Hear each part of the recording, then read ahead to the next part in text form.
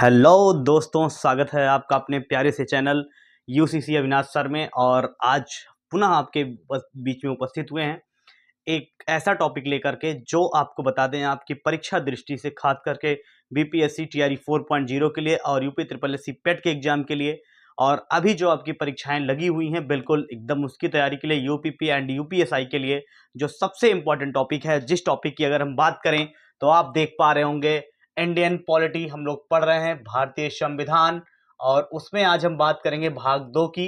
इससे पहले जो हमारी वीडियो है उसमें हमने भाग 1 की चर्चा कर ली है, और भाग 1 में मैंने आपको 1 to 4 आर्टिकल्स के बारे में बताया है। 1 to 4 आर्टिकल्स में क्या क्या चीज़ें हैं और कैसे वहाँ पर सारी चीज़ें हैं, इसके बारे में मैंने पहले वीडियो में चर्चा कर लिया है। तो जो हमारी पहली वीडियोस के नहीं देखे हैं वो जा करके इससे पहले वीडियो को जरूर देखें। और जो आज हम दूसरी बात करने वाले हैं वो भारतीय नागरिकता की, मतलब इंडियन सिटीजनशिप की बात करेंगे। इंडियन सिटीजनशिप की बात करें अगर हम, तो आप ये कह सकते हैं कि भारतीय नागरिकता क्या है और नागरिकता से रिलेटेड क्या क्या क्वेश्चन बनते हैं आप में, इसकी बात अगर हम करें तो देखिए, पहली बात तो ध्यान से ये समझें कि जो अगर हम भारतीय नागरिकता की बात करें तो नागरिकता शब्द की जो सबसे पहले कह सकते हैं नागरिकता शब्द को दिया तो वो हमारे यहाँ अरस्तू ने दिया। तो सबसे पहले अगर नागरिकता शब्द का किसी ने प्रयोग किया है तो उस व्यक्ति का नाम है क्या है, अरस्तू ने सबसे पहले नागरिकता शब्द का प्रयोग किया। बात करें तो नागरिकता एक प्रकार से हमारे यहाँ 3 तरीके से नागरिकता दी जाती है। कैसे कैसे हम कह सकते हैं कि नागरिकता पर अगर हम बात करें तो पहला पर्सन, दूसरा सिटीजन और तीसरा मिनॉरिटी। देखिए, पर्सन का मतलब क्या हुआ कि जैसे मान लीजिए कि कोई बाहर से व्यक्ति आया और हमारे भारत में घूमने के लिए, तो हम कहेंगे कि कोई व्यक्ति बाहर से आ रहा है और हमारे यहाँ घूमने के लिए, तो ऑलरेडी वो घूम सकता है, कोई दिक्कत नहीं है, वो रह सकता है, कोई प्रॉब्लम नहीं है। लेकिन वो सारे अधिकार उसे नहीं मिलेंगे जो यहाँ के सिटीजन को है, जो यहाँ के नागरिक को है। अगर हम कहें हम लोग कहीं जाएंगे घूमने तो हमें वहाँ अलग से अधिकार है, अलग से चाहे सारी चीज़ें हैं। लेकिन ऐसा नहीं कि हमारे पास ऐसा अधिकार है कोई बाहर से व्यक्ति आ रहा है तो उसको हम किसी तरीके से मार सकते हैं या फिर कुछ कर सकते हैं, मतलब ऐसा हमारे पास कोई अधिकार नहीं है। लेकिन हमारे पास इतना अधिकार है, हम यहाँ पर रह सकते हैं जितना दिन करें। लेकिन पर्सन अगर कोई बाहर से आ रहा है तो केवल यहाँ पर घूम सकता है, कुछ दिन रह सकता है, टहल सकता है, उसके बाद यहाँ हमेशा के लिए नहीं रह पाएगा। दूसरी बात करें, तीसरी जो बातें करते हैं वो मिनॉरिटी की करते हैं। मिनॉरिटी मतलब एक प्रकार से कह सकते हैं अल्पसंख्यक लोग। अब अल्पसंख्यक लोग 2 प्रकार से होते हैं। एक तो अगर हम बात करें आपसे तो आप कहेंगे भाषाई आधार पर जिनकी संख्या कम है, मतलब भाषाई आधार पे, लैंग्वेज के आधार पे जिनकी संख्या कम है वो अल्पसंख्यक के रूप में आते हैं। जैसे बहुत लोग देखेंगे तो हमारे यहाँ अलग अलग भाषा के आधार पे लोग यहाँ पर अपनी भाषा को बोलते हैं, उन्हीं भाषा का प्रयोग करते हैं।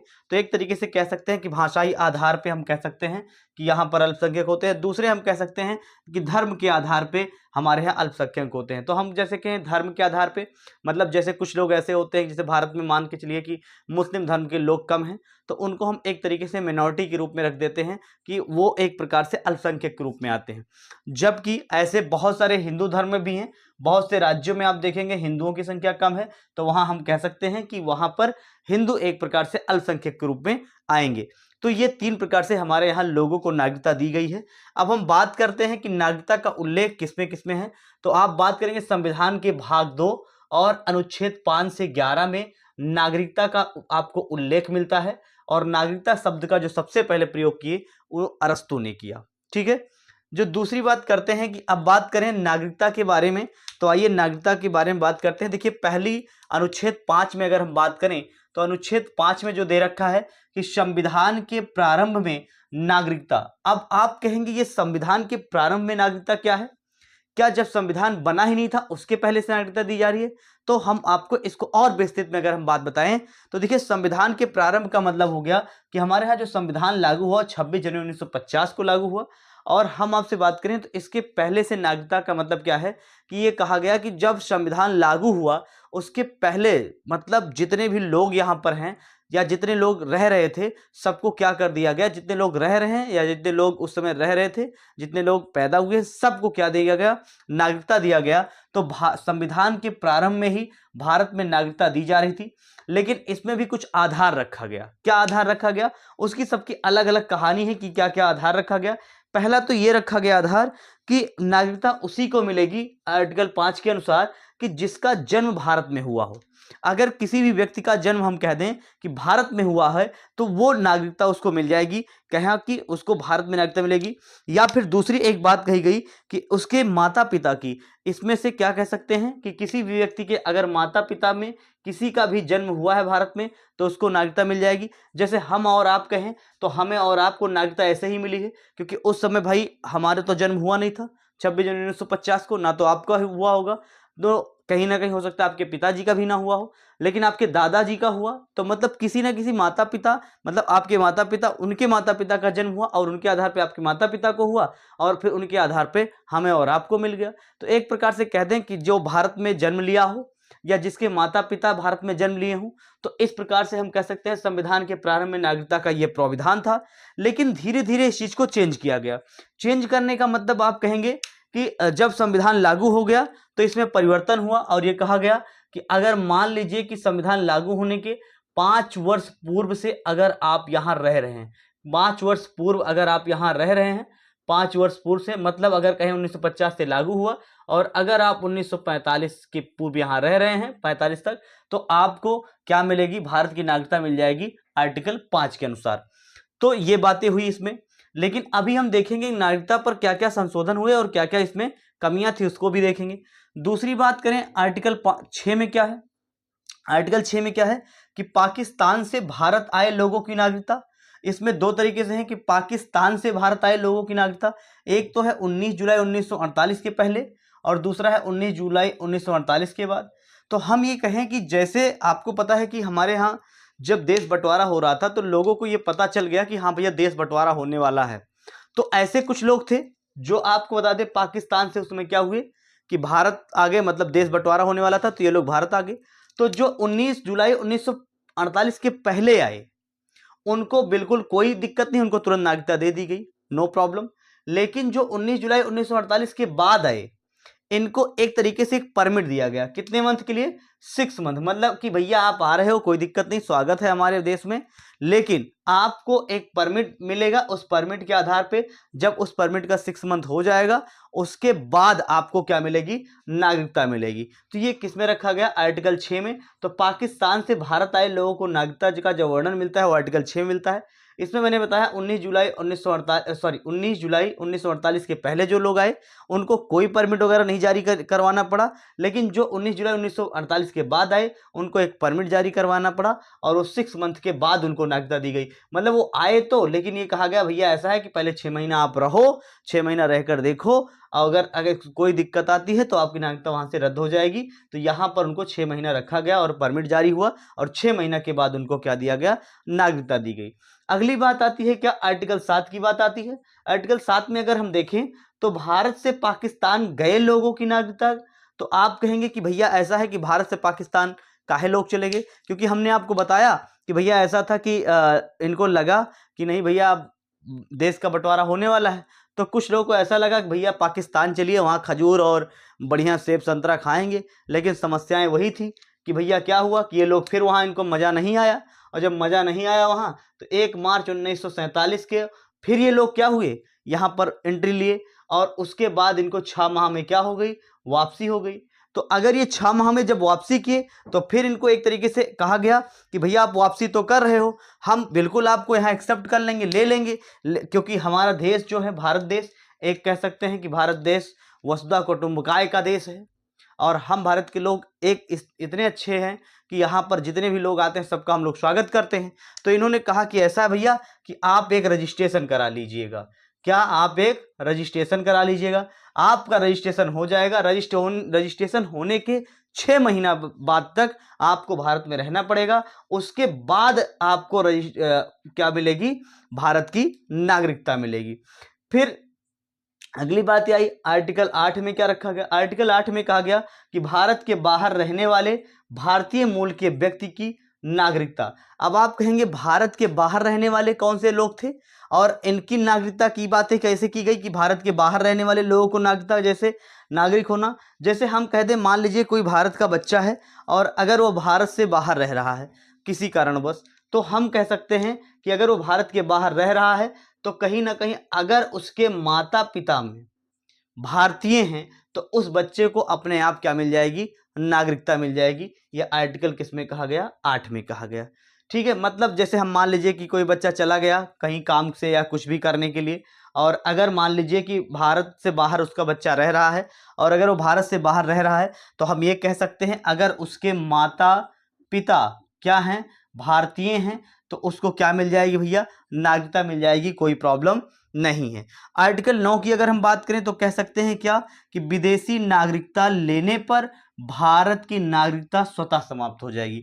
अगर आर्टिकल 9 में यह कहा गया है अगर आप विदेशी नागरिकता अपनी स्वेच्छा से लेते हैं, स्वेच्छा से अगर आप अपनी विदेशी नागरिकता लेते हैं तो भारत की नागरिकता स्वतः अपने आप क्या हो जाएगी, आपकी समाप्त हो जाएगी, ऐसा आर्टिकल 9 में कहा गया है। देखिए अभी आपको ये भी बताएंगे कि नागरिकता समाप्त होने की कितनी विधियां हैं और नागरिकता लेने की कितनी विधियां हैं। आगे इसे वीडियो में लास्ट तक बने रहेंगे तो सारी आज नागरिकता का पूरा टॉपिक क्या हो जाएगा, खत्म हो जाएगा।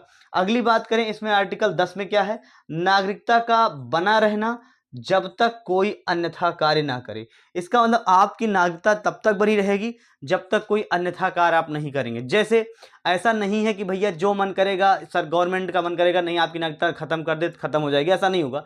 अगर आप कोई गलत काम नहीं करते हैं, गलत काम का मतलब आप देश विरोधी काम नहीं कर रहे हैं। जैसे मान लीजिए कि भारत और चाइना का युद्ध हो रहा है, अब तुम बार बार क्या कर रहे हो, चाइना की जय हो, चाइना की जो, ऐसा कर रहे हो तो जाहिर सी बात है आपकी नागरिकता क्या हो जाएगी, खत्म हो जाएगी। तो वहां पर देश आपकी नागरिकता को क्या करेगा, भारत सरकार आपकी नागरिकता को खत्म कर देगा। जैसे मान लीजिए कि अभी इस समय पहलगाम में और इस तरह से बहुत बड़े मुद्दे हुए, अब आप पाकिस्तान की जय करो तो ये एक प्रकार से देश विरोधी काम हुआ, तो आपकी नागरिकता यहां पर भारत सरकार क्या कर सकती है, खत्म कर सकती है। तो नागरिकता तब तक बनी रहेगी जब तक कि कोई आप गलत काम नहीं करेंगे, अन्यथा का काम आप नहीं करेंगे तो आपकी नागरिकता बनी रहेगी, आर्टिकल 10 में है। तो ये बात ध्यान रहना। और अन्यथा का काम मैंने आपको बताया कि देश विरोधी काम कोई भी नहीं होना चाहिए। अच्छा सोचिए अगर ऐसा हो जाता कि नागरिकता का बना रहना मतलब नागरिकता जब मन करे सरकार खत्म कर देती, तो पता चलता कि गवर्नमेंट एक ही रहती, सारी नागरिकता खत्म कर देती, ना आप चुनाव लड़ सकते थे, ना आप वोट डाल सकते थे, तो वही एक ही गवर्नमेंट बार बार जीतती, तो ऐसी चीजें बन जाती। ठीक है, तो इसीलिए इसमें ये चीजें रखी गई हैं कि नागरिकता आपकी तब तक बनी रहेगी जब तक कि आप कोई भी अन्यथा कार्य नहीं करते हैं। आर्टिकल 10 की अगर हम बात करें तो क्या कहेंगे, नागरिकता से संबंधित विधान बनाने की शक्ति संसद को होगी। संसद ने पहला नागरिकता अधिनियम 1955 में बनाया। अब आप कहेंगे नागरिकता से संबंधित जितने भी कानून होंगी, जितनी भी विधियां होंगी, सब के सब कौन बनाएगा, तो आप कहेंगे संसद बनाएगी। संसद को ही अधिकार है नागरिकता पर अधिनियम बनाना। आप कहेंगे कि सबसे पहला अधिनियम कब बना, तो संसद ने सबसे पहला नागरिकता अधिनियम कब बनाया भैया, 1955 में बनाया। अब 1955 में जब सबसे पहला नागरिकता संशोधन अधिनियम बनाया तो वहां देखेंगे धारा 3 से 7 में इसने क्या बताया कि नागरिकता अर्जन करने की 5 विधियां हैं। सबसे बहुत इंपॉर्टेंट यही है, बहुत बार पूछा जाता है कि कितनी धाराओं के अंतर्गत हम भारतीय नागरिकता को अर्जित कर सकते हैं, तो वो 5 मतलब 3 से 7 धाराओं के अंतर्गत और 5 तरीके से हम क्या कर सकते हैं, भारतीय नागरिकता को ले सकते हैं। पहली बात तो क्या कर सकते हैं, हम एक करेंगे क्या भैया कि जन्म के आधार पर हम नागरिकता ले सकते हैं। दूसरा हम कह दे वंश के आधार पर नागरिकता ले सकते हैं। तीसरा हम कह दे क्या पंजीकरण के आधार पर नागरिकता ले सकते हैं। चौथा हम क्या कर दें, देशीयकरण के आधार पर नागरिकता ले सकते हैं। अगला भारत में नए क्षेत्रों का अर्जन, मतलब एक तरीके से अगर हम बात करें तो कह सकते हैं कि अर्जित भूमि को अगर हम करें तो उसके तरीके से नागरिकता हम ले सकते हैं। तो हम 5 तरीकों से नागरिकता को ग्रहण कर सकते हैं, जिनमें मैंने बताया कि जन्म के आधार पे, दूसरा वंश के आधार पे, तीसरा हम कह सकते हैं क्या, आप देख पा रहे होंगे पंजीकरण के आधार पे, चौथा देशीयकरण के आधार पे, और पांचवा मैंने बताया कि जब भारत में कोई नया क्षेत्र अर्जित भूमि के द्वारा अगर हम कहें तो ऑटोमेटिकली आपको वहां 5 तरीके से आपकी नागरिकता ली जा सकती है। अब आपसे कहा जाएगा कि कितने तरीके से नागरिकता आपकी समाप्त की जा सकती है, तो आपकी नागरिकता 3 तरीके से समाप्त की जा सकती है। और किस किस धारा के अंतर्गत, तो धारा 8, धारा 9, धारा 10 के अंतर्गत। ये बहुत इंपॉर्टेंट प्रश्न है कि आप 5 तरीकों से नागरिकता को अर्जित करेंगे, लेकिन वो किस धारा के अंतर्गत, तो आप कहेंगे क्या कि संसद ने पहला नागरिक अधिनियम बनाया 1955 और हम धारा 3 से 7 के अंतर्गत नागरिकता को क्या कर सकते हैं, अर्जित कर सकते हैं या इसको ग्रहण कर सकते हैं। और आर्टिकल 8 से 10 के मतलब धारा 8 से 10 की सहायता से हम क्या कर सकते हैं, इसको समाप्त कर सकते हैं। तो अब हम बिल्कुल बिना देर किए हुए सीखेंगे कि हम जो अर्जित कर रहे हैं 5 तरीकों से, उनमें कौन कौन से तरीके हैं जो मुझे फॉलो करने हैं, और जन्म के आधार पर नागरिकता का क्या काम है। अच्छा, एक बात और जान लेंगे कि जो नागरिकता संशोधन विधेयक आया, ये पहला नागरिकता अधिनियम आया, उसमें सबसे पहला संशोधन कब हुआ था? 1986 में। बड़ा ये प्रश्न पूछा जाता है। अभी हम इसके बारे में देखेंगे कि कैसे कैसे इसके टाइप के प्रश्न आते हैं। तो ये इतनी बातें आपको समझ में आई होंगी कि 5 से 11 अनुच्छेद में इसका वर्णन कैसे हुआ है, ये बातें हमने देखा। अब हम देखेंगे क्या जो हमारी बातें हैं कि हम उन्हीं बातों को आगे सिलसिला आगे बार बढ़ाते हैं। देखिए, संसद में हमने आपको बताया कि नागरिकता विधेयक बिल जो आया वो सबसे पहले 1955 में ही आया, उसके बाद 1986 में आया। अगर हम सबसे पहले समझें तो हम कहेंगे क्या भैया कि जन्म के आधार पर क्या हम लेंगे भैया? तो आप कहोगे जन्म के आधार पर नागरिकता। अब आप कहोगे कि जन्म के आधार पर नागरिकता कैसे मिलेगी? तो सबसे पहले जन्म के आधार पर नागरिकता आपको बता दें कि अगर हम कहें तो कोई भी व्यक्ति, मतलब किसी भी व्यक्ति को जन्म के आधार पर नागरिकता दी जा सकती थी। हम आपसे कह दें कि सबसे कोई भी व्यक्ति जिसका जन्म भारत में हुआ हो या उसके माता पिता में से किसी का भी जन्म भारत में हुआ हो तो वो उसको भारत की नागरिकता मिल जाती थी। सबसे खराब ये मतलब एक तरीके से हम कह सकते हैं कि सबसे खराब आइडिया यही था कि आप जन्म के आधार पर नागरिकता देते थे। अब आप कहेंगे क्यों ऐसा कह रहे हैं आप? क्योंकि सबसे ज्यादा अगर दुरुपयोग हुआ तो ये इसी का हुआ। जैसे हम आपसे कहें कि कोई भी मान लीजिए व्यक्ति होता था और भारत में आए और यहीं पर जन्म ले ले तो भारत का हो जाए। फिर इसमें क्या हुआ? इसमें थोड़ा सा संशोधन हुआ, और आपको बता दें यह संशोधन कब हुआ? तो आप कहेंगे 1986 में ऐसा संशोधन हुआ। अब आप कहेंगे 1986 में ऐसा संशोधन क्या हुआ?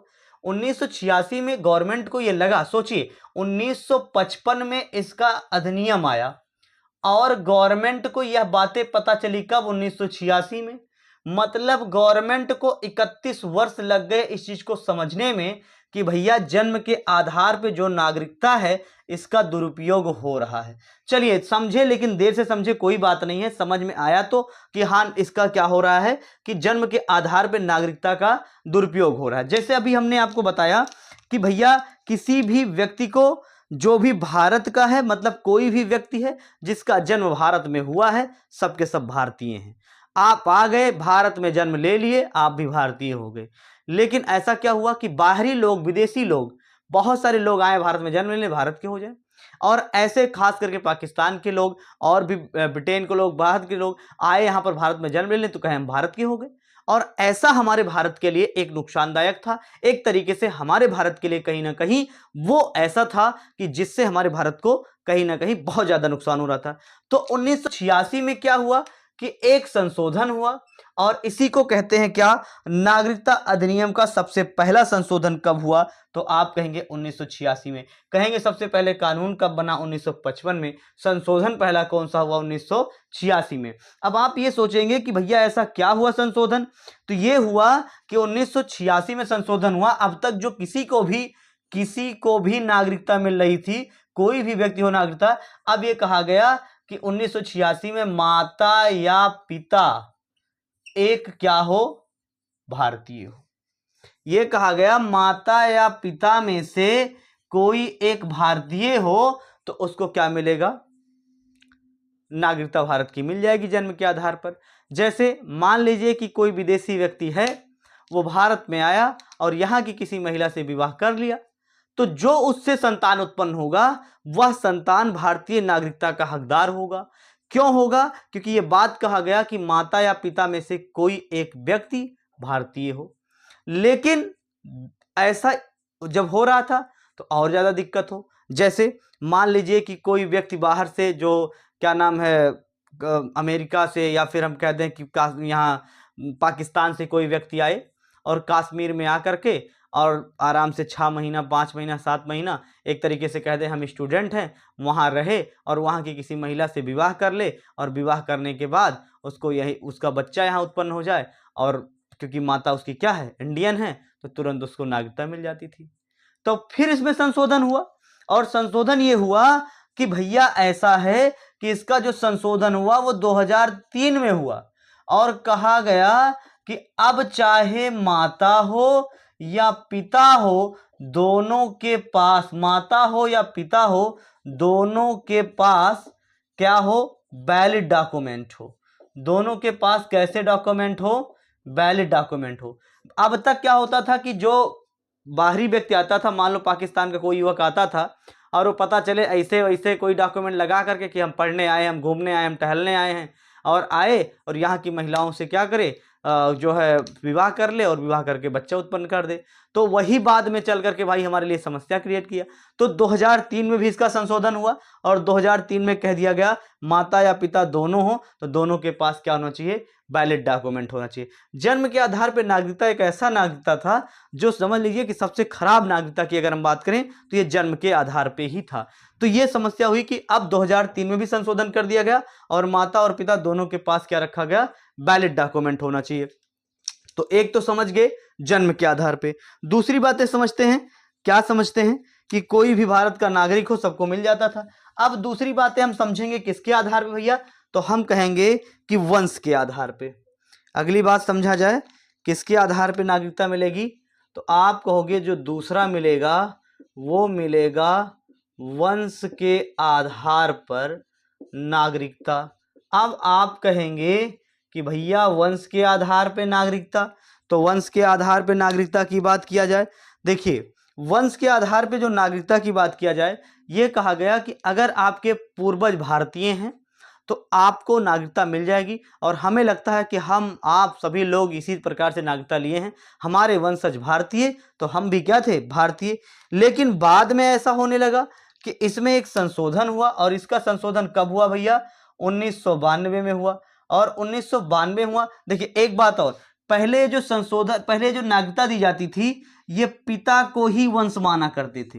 ये मानते थे अगर आपके पिता का जन्म भारत में हुआ है तो ही आपको भारतीय नागरिकता मिलेगी। अगर आपके पिता भारतीय हैं तभी आपको वंश के आधार पर नागरिकता मिलेगी, अन्यथा आपको वंश के आधार पर नागरिकता नहीं मिलेगी। इसका मतलब ये मातृ पक्ष को वंश के रूप में नहीं मानते थे। लेकिन भैया कुछ महिलाएं चली गई कोर्ट, वो कहने लगी ये कौन सी बात है, ये तो मेरे लिए क्या है, एक हिसाब से हम लोग जाति हो रहा है, हमें नागरिकता किस आधार पे, क्यों वंश क्यों वही माने जाते हैं पुरुष, भैया हम महिलाएं हैं, हम अपने गर्भ में बच्चों को पालते हैं, हमारा भी तो वंश है वो। तो इसी आधार पे 1992 में फिर संशोधन किया गया, और इसमें वंश माता और पिता दोनों को जोड़ दिया गया, और ये कहा गया अब कोई चाहे माता हो या पिता हो तो दोनों को नागरिकता वंश के आधार पर मिल जाएगी। चाहे भारत की कोई एक माता हो, चाहे भारत का पिता हो, दोनों को वंश के आधार पर नागरिकता मिल जाएगी, कोई दिक्कत नहीं है। ठीक है, पहले ऐसा था कि पिता क्या होना चाहिए था,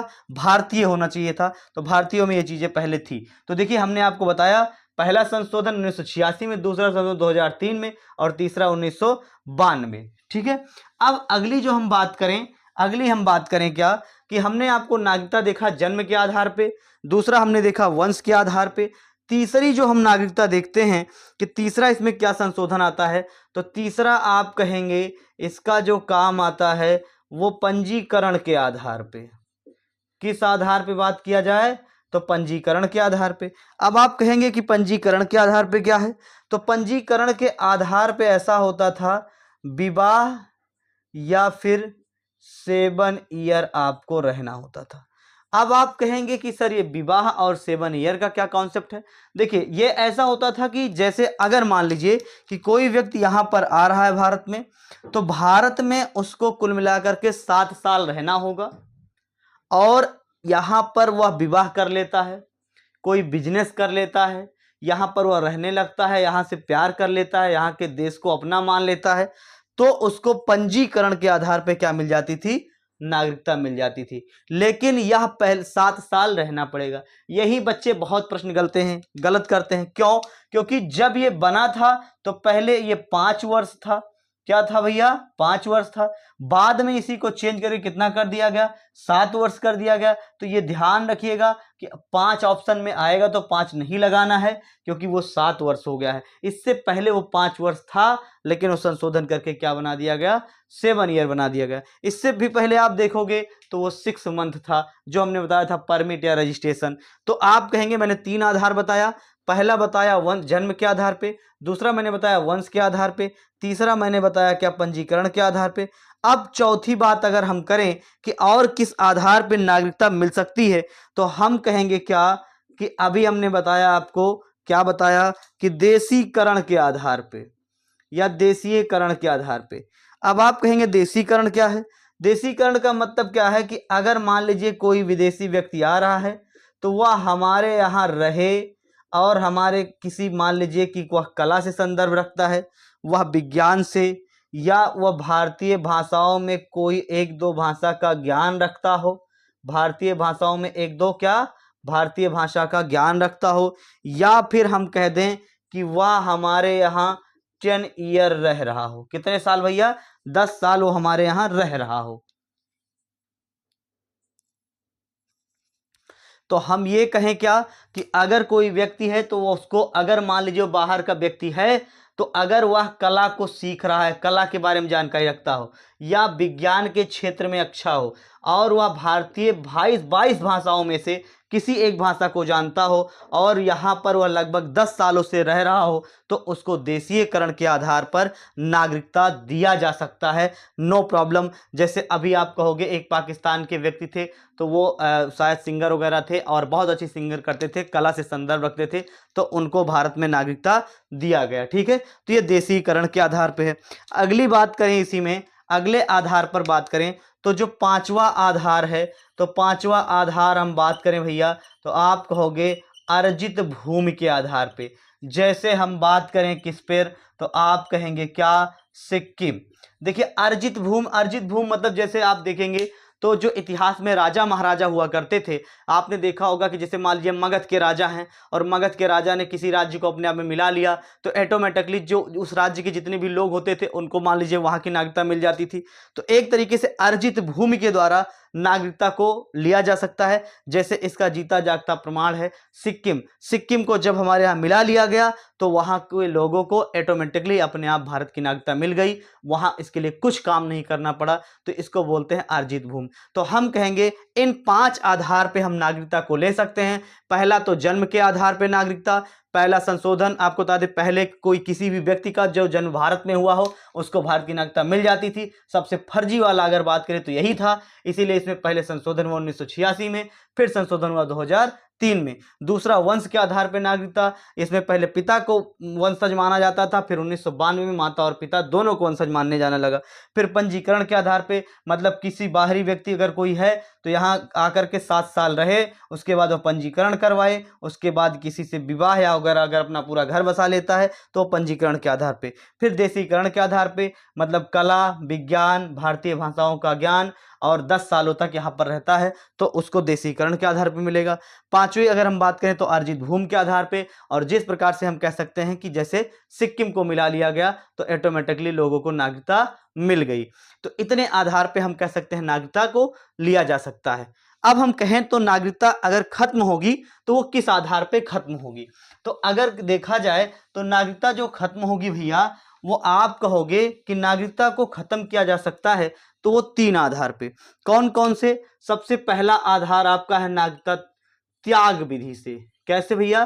त्याग विधि से। दूसरी अगर हम कहें तो हम कहेंगे बर्खास्त विधि से, ठीक है। और तीसरी अगर हम कहें तो आप कहेंगे वंचित कर दिया जाए, वंचित कर दिया जाए। अब आप देखेंगे तो क्या होगा भैया, त्याग विधि से, जैसे आप कोई अलग नागरिकता आपने ग्रहण कर लिया तो आप स्वेच्छा से अपनी भारत की नागरिकता को आप त्याग सकते हैं, आप इसको हट सकते हैं, यहां से आप जा सकते हैं। तो एक तो पहली विधि हो गई, त्याग विधि से आप भारत की नागरिकता समाप्त होगी। दूसरी बर्खास्त विधि। बर्खास्त विधि यह है कि कहीं ना कहीं जैसे मान लीजिए कि आप बर्खास्त करने का मतलब कि अगर आप कोई ऐसा काम करते हैं अनैतिक का, अनन्यथाकार, तो आपकी नागरिकता बर्खास्त हो जाएगी। तीसरी जो बीसी है वंचित, जैसे आप चले गए और बाहर कहीं रहने लगे और 10-12 सालों तक नहीं आए और भारत सरकार को बिना कारणवश बताए, बिना अपना कारण बताए और वहीं रहने लगे, वहीं बस गए, तो आपको भारत की नागरिकता से वंचित कर दिया जाएगा। या किसी दूसरे देश की नागरिकता आपने ग्रहण कर ली तो भारत की नागरिकता अपने आप समाप्त हो जाएगी। तो ये 3 विधियां हैं नागरिकता समाप्त होने की। अब एक वन शॉट में हम सारी चीजों को देख लेते हैं, क्या क्या चीजें हो सकती हैं, क्या क्या नहीं हो सकती। देखिए,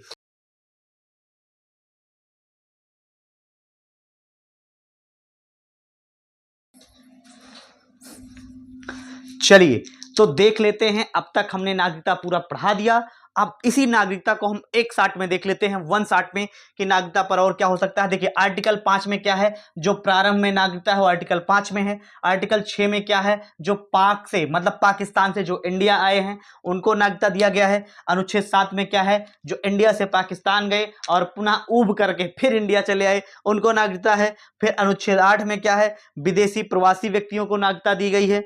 फिर अनुच्छेद 9 में क्या है, विदेशी नागरिकता, मतलब जैसे विदेशी नागरिकता आप ले लिए तुरंत आपकी भारत की नागरिकता ऑटोमेटिकली क्या हो जाएगी, समाप्त हो जाएगी। सटला तो गईला, मतलब अगर आप विदेश की तरफ सटे तो भारत से क्या हो जाएंगे, चले जाएंगे। ठीक है। अनुच्छेद 10 में क्या है, नागरिकता का बना रहेगा, नागरिकता तब तक बनी रहेगी जब तक आप कोई ऐसा काम नहीं करेंगे कि मतलब भारत विरोधी काम नहीं करेंगे, तब तक आपकी नागरिकता भारत की बनी रहेगी। फिर अगला क्या है, अनुच्छेद 11, मतलब संसद की बातें, नागरिकता पर कानून बनाना संसद का काम है और ये जगह जगह पर बार बार अगर ऐसा लगेगा उसे कि नहीं संशोधन होना चाहिए तो संशोधन करती रहेगी। तो एक बात ध्यान रखिएगा कि यहाँ पर संसद का काम है उस पर संशोधन करना, उसको अलग तरीके से व्यवस्थित करते रहना। अलग बात आपसे एक बता देते हैं। देखिए, हम बात कर लेते हैं एनआरआई की। एनआरआई क्या होता है, पीआईओ क्या होता है, ओसीआई क्या होता है, सीएए क्या होता है, या ना एनआरसी क्या होता है, एनपीआर क्या होता है। देखिए, इसके लिए एक अलग से वीडियो बना देंगे और उसमें आपको बताएंगे एनआरआई का मतलब क्या होता है, आप प्रवासी भारतीय, और पीआईओ का मतलब क्या होता है, भारतीय मूल का व्यक्ति, और ओसीआई का मतलब क्या होता है, भारतीय विदेशी नागरिक। फिर सीएए का मतलब क्या होता है, ठीक है, एनआरसी का मतलब क्या होता है, एनपीआर का मतलब क्या होता है। देखिए, अभी मैंने सारा संशोधन पढ़ाया, लेकिन अभी आपको इसी में एक संशोधन 2015 पढ़ाएंगे, इसी में एक संशोधन 2019 में हुआ वो भी पढ़ाएंगे, फिर इसी में एक संशोधन होगा 2024 में वो भी पढ़ाएंगे। तो ये तीनों संशोधन पढ़ाएंगे और यहीं पर आप देखेंगे सीएए कानून वगैरह जो लागू हुआ बड़ा चर्चा में रहा। एनआरसी क्या होते हैं, एनआरआई क्या होते हैं, ये सारे हमारे नए वीडियो आएंगे। नए वीडियो में आपको पूरी व्यवस्थित जानकारी देंगे।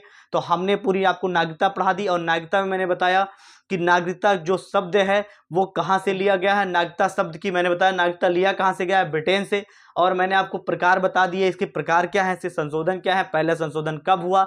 और आपको बता दें कि नागरिकता के बारे में जब भी आपसे प्रश्न पूछा जाता है इतना ही प्रश्न पूछा जाएगा, इससे बाहर नहीं। अब अगर कहीं पर भी एक कुछ नोट पॉइंट है क्या, अगर कोई भी व्यक्ति ऐसा है कि जो बाहर रह रहा है तो 7 सालों के ऊपर, लेकिन अगर वह मान लीजिए छात्र है, पढ़ाई कर रहा है और उसको गवर्नमेंट ने भेजा है तो वहां पर 7 सालों की कोई बाध्यता नहीं लगी होती है। जैसे हम कहते हैं ना कि 7 सालों से अगर आप ऊपर रह रहे हैं तो आपकी नागरिकता वंचित, मतलब आपको वंचित कर दिया जाएगा, बर्खास्त कर जाएगा, आपको तुरंत भारत की नागरिकता से हटा दिया जाएगा। लेकिन अगर आप वहीं पढ़ाई कर रहे हैं या फिर आप विदेश में रह रहे हैं लेकिन भारत की किसी, मान लीजिए आप संस्था से जुड़े हुए हैं, मान लीजिए कि आप आईएफएस हो गए, इंडियन फॉरेन सर्विस, और विदेश में हैं, तो भारत की किसी भी सेवा में अगर आप विद्यमान हैं तब आपके लिए 7 सालों की कोई बाध्यता लागू नहीं होती है। और अन्यथा अगर आप भारत सरकार से बिना बताए हुए विदेश रह रहे हैं और 7 सालों से ऊपर हो गया है तो आपकी नागरिकता ऑटोमेटिकली क्या हो जाती है, समाप्त हो जाती है। तो यही इतना नागरिकता का बिल्कुल इंपॉर्टेंट टॉपिक था और यही से आपके प्रश्न नागरिकता से पूछे जाते हैं। इससे बाहर नागरिकता के आपके कोई भी प्रश्न नहीं आएगा। तो आपको बताएंगे कि नए वीडियो में, जो हमारी नई वीडियो आएगी इसी नागरिकता पर, सेकंड वीडियो हम बनाएंगे जिसमें आप प्रवासी भारतीय, भारतीय मूल का व्यक्ति, भारतीय विदेशी नागरिक, ये सारी चीज, सीएए कानून क्या होता है, एनआरसी क्या होते हैं, एनपीआर क्या होता है, इस पर हम नई वीडियो बनाएंगे। तो आपको यह वीडियो कैसे लगी, और आपके परीक्षा के लिए यह वीडियो बहुत हेल्पफुल है, इस वीडियो को जरूर से पूरा देखिएगा। और नई वीडियो, नई चीजें हम कैसे करें उसके लिए आप जरूर कमेंट करें, और अगर कोई त्रुटियां हैं तो उसको बिल्कुल भैया माफ करें, क्योंकि आपका छोटा भाई